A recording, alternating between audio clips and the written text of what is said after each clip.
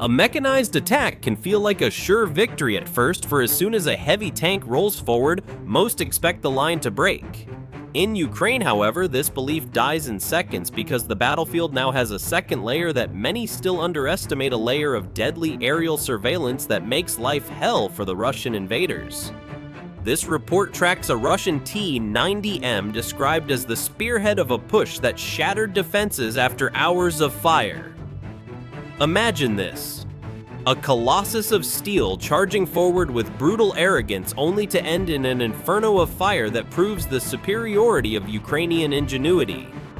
In January 2026, amidst a bloody escalation where Russian troops are desperately trying to gain terrain, this advance becomes further proof of the Kremlin's incompetence. The infantry stayed close to the tank, for armor at the front acts like a shield of safety, and safety creates speed, a deceptive illusion that drives Russian soldiers to their deaths. Yet the most dangerous weapon in this moment was not another tank, not a remote-controlled missile attack, but a small machine in the low sky transmitting live video to operators who can wait patiently, aim, and strike. A clean hit at the right angle transforms the spearhead into a roadblock, and the shock spreads faster than the flames devouring the tank.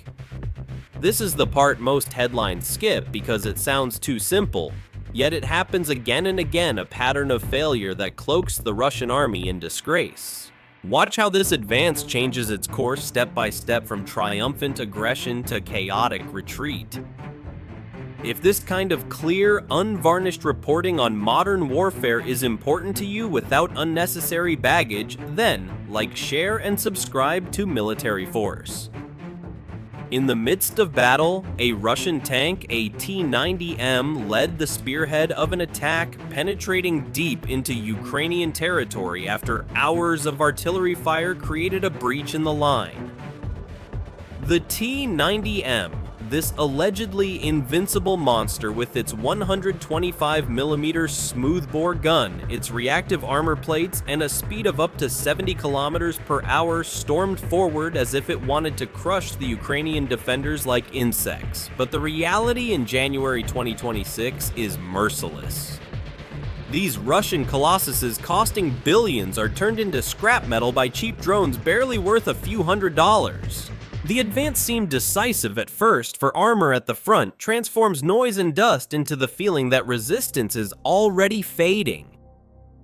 After long bombardment, positions shift, gaps appear, and a fast tank thrust suddenly finds an opening that wasn't there before.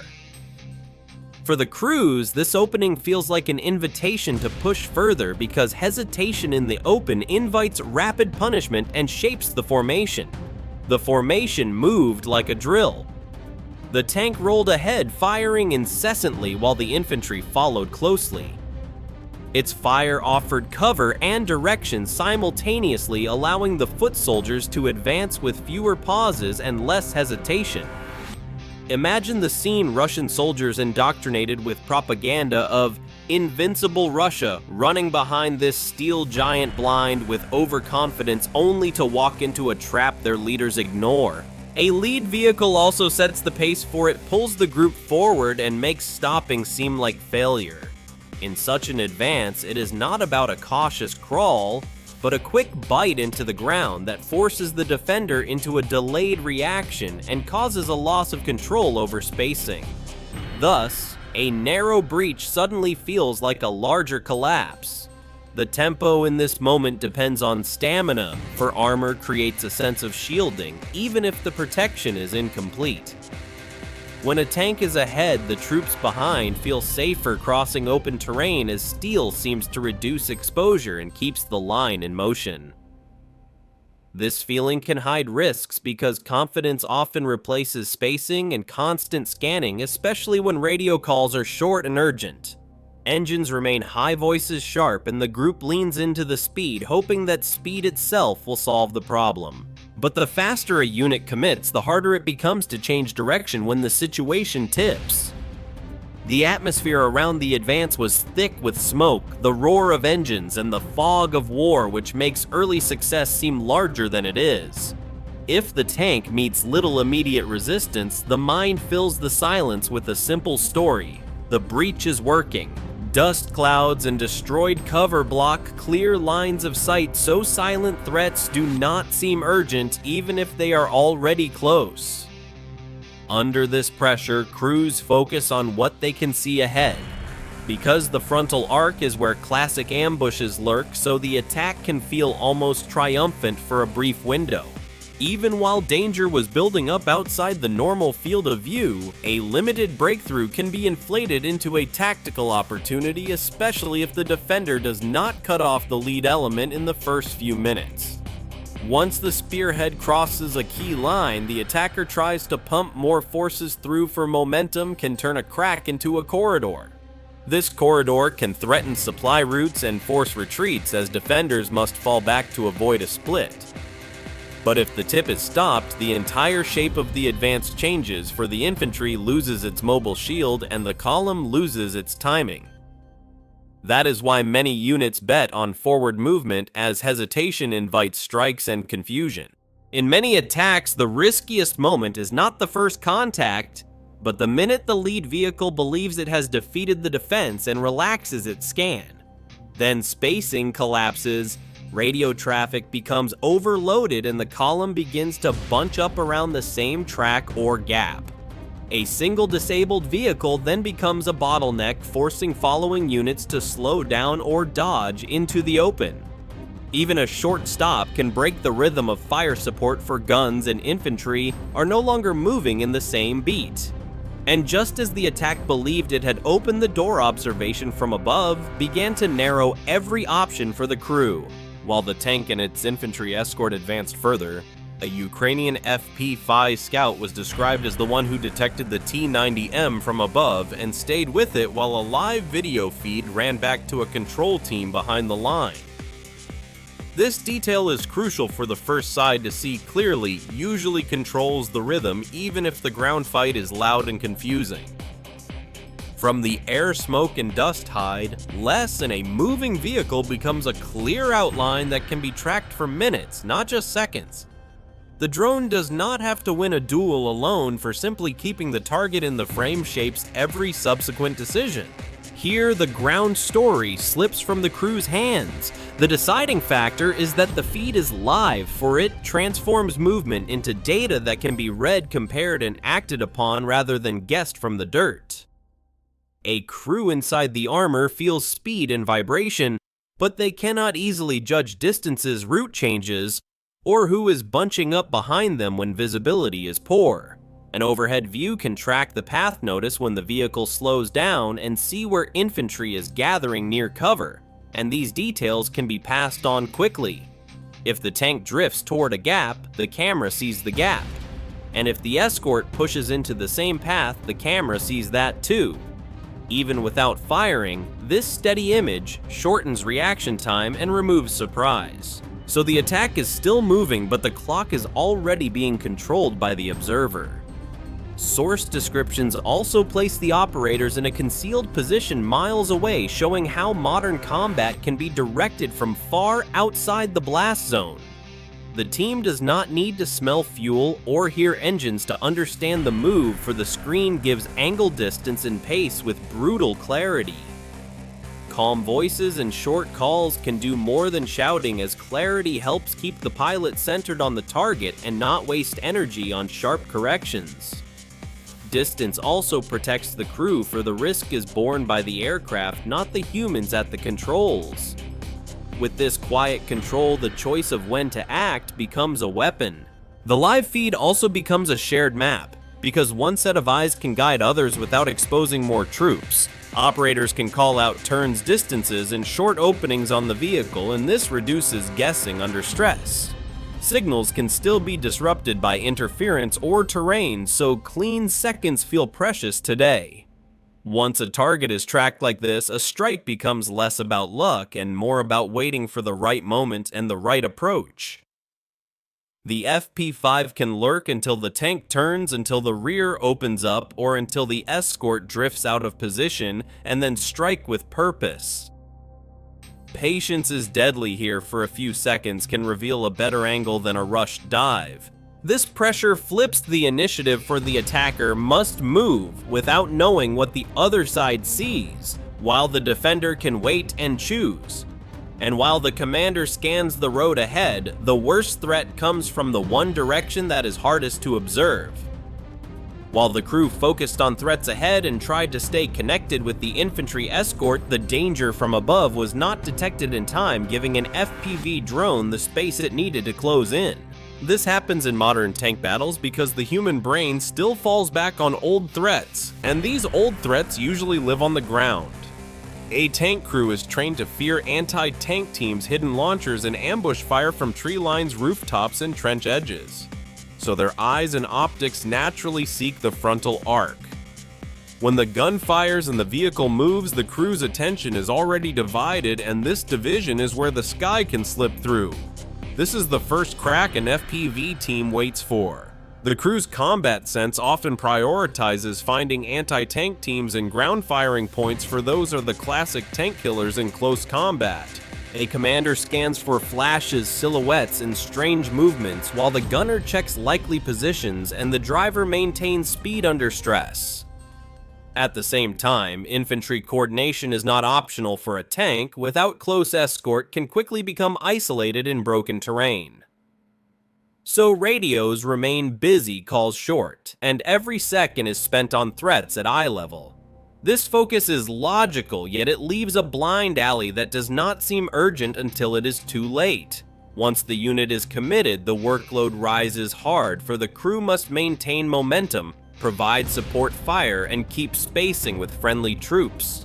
In this moment, the tank is not just a weapon, it is also a moving command problem that must be managed in real time. If the tank slows down, it becomes an easy target for ground weapons. But if it races, it can outrun its escort and lose security. So the crew tries to do everything at once, and that makes small, fast, low objects harder to notice. That is why an FPV drone can seem invisible, not because it cannot be seen, but because the crew's attention is already overloaded. Source descriptions capture this gap simply by noting that the commander scans through optics for anti-tank teams while the drone threat came from above. Optics are built to find targets on the horizon line, and even good crews can miss something dropping from a steep angle during smoke and engine noise. The Battlefield soundtrack also works against detection, for the roar of engines and gunshots can swallow the high pitches humans expect. Add dust and destroyed cover, and the sky becomes just another piece of background, not the main danger channel. That is the cognitive trap of drone warfare. The impact of this blind spot is blunt, for the tank is not defeated at its thickest armor, it is defeated in the moment it loses vertical attention. Once the attacker cannot control the up-down axis, advanced protection on the front plate counts less than the seconds it takes to react. A drone does not need to outperform the tank, it just needs to arrive at the weak side before the crew can reset their scan and react. This is also why some armored advances collapse so quickly, because a missed threat can break the formation's confidence and timing in the same breath. And when the distance has shrunk to almost nothing, only one technical choice remains: where to strike so the tank becomes a roadblock. After choosing the best angle of attack, the FPV drones swoop down from behind, aiming for the engine area, one of the most dangerous weak points on many Russian tanks. This is not a random choice, for the rear half of a tank is often less protected during a forward push, and it is also harder for the crew to observe while moving and firing. When a drone comes in low and fast, the key advantage is not size, but timing, for the target cannot turn its strongest armor to the threat in time. This sets up a hit that does not need to crack the turret, as it can still break the vehicle's mobility. Therefore, the strike path matters more than the explosion alone, and it leads directly into the logic of disabling mobility. Hitting the engine compartment is a way to attack movement, for even a tough tank becomes a problem if it cannot drive reverse or turn under fire. A mobility kill turns armor into a fixed object, and a fixed object attracts more danger as it blocks paths and becomes an easy reference point for follow-up attacks. If the drive is damaged or a fire starts in the rear, the crew can be forced to stop, and stopping in an observed zone is often worse than a risky turn. The pilot was also described as accounting for interference and for the exact moment to strike, showing that this is not just courage but planning under electronic pressure. Signals can fail, screens freeze, and control become jerky, so the entry must be clean and simple when the final seconds arrive. This careful setup is what makes a small system a precision tool, and it explains why the hit seems sudden to people on the ground. A drone does not need a long window, for it only needs enough time to enter the frame, correct the line, and commit to the strike. Thus, the fight becomes a contest of seconds where the attacker tries to move while the observer waits for the one angle that is not fixable in time. The impact of such a strike is larger than a single vehicle, for it collapses tempo faster than a long artillery exchange that takes hours to shape the ground. A lead tank is not just firepower, it is direction. For it sets the route anchor's confidence and helps infantry judge when to push. When this spearhead is removed, the attack loses its front and the escort suddenly has to make choices without the same cover and without the same rhythm. That is why a compact FPV can generate a disproportionate effect, as it cuts the role of the lead vehicle at the decisive moment. And once the dive is complete, the consequences do not stay in the tank, for the shockwave spreads into the escort that depended on it. The explosion was described as ripping into the engine area, starting an intense fire that forced the tank to stop. And this single stop robbed the attack of its main firing platform and its mobile shield. In an armored advance, a lead tank is more than steel, it is the center of tempo and the source of confidence for the troops running behind it. Once it halts in the open, the entire scene changes, for a stopped vehicle becomes a fixed point that everyone can see, target, and avoid. Therefore, in this moment, it is not just about damage, but about the sudden loss of movement the attack relied upon. From then on, the battlefield begins to punish anything that cannot move. Source descriptions emphasize what followed in physical terms. Flames rising from the rear, thick black smoke, and secondary detonations described as cook-off, making the area around the tank dangerous. When ammunition or fuel heats up the crew, and nearby infantry can no longer treat the vehicle as cover for fragments, and blast pressure can reach them even without a direct hit. Smoke also marks the location like a beacon. So the tank ceases to be a shield and becomes a signpost for every observer above and every shooter on the ground. In this state, the safest move is often to move away from the burning hull, which means the escort loses the one piece of cover it expected to follow. Thus, the fire does not stay in the engine bay, it spreads into the behavior of the whole group. As the tank was neutralized, the Russian infantry escort was described as falling into disarray, and the forward push slowed as troops had to scatter and seek protection. This reaction is easy to understand, for soldiers advance differently when armor is still moving, but they move very differently when that armor is suddenly a burning obstacle. Some troops may drop into nearby cover, others sprint to new positions, and a few may freeze for a second as no one wants to be caught near a cook-off zone. Spacing breaks, simple plans break, and radio traffic gets louder, for the unit is no longer acting as a shape. Thus, a strike on one vehicle can bend the entire tempo of the attack. On the Ukrainian side, the destruction was described as a major morale boost, for it came right after a moment of pressure and retreat. A team that has just yielded ground can feel like it is losing, yet a successful hit can flip the emotional narrative in seconds. Instead of "we are being pushed back," the message becomes "we stopped the spearhead," and this shift can lift confidence across nearby positions. It also signals that precision and coordination can beat brute force at the point of contact, which counts in a war where attrition is constant. So the effect is tactical and psychological at the same time. What do you think, dear listeners? How much longer can the Russian army endure such humiliating losses without the Kremlin collapsing? Share your thoughts. Is this the beginning of the end for Putin's invasion plans? Let us know. This event reinforces a hard reality on the Ukrainian battlefield.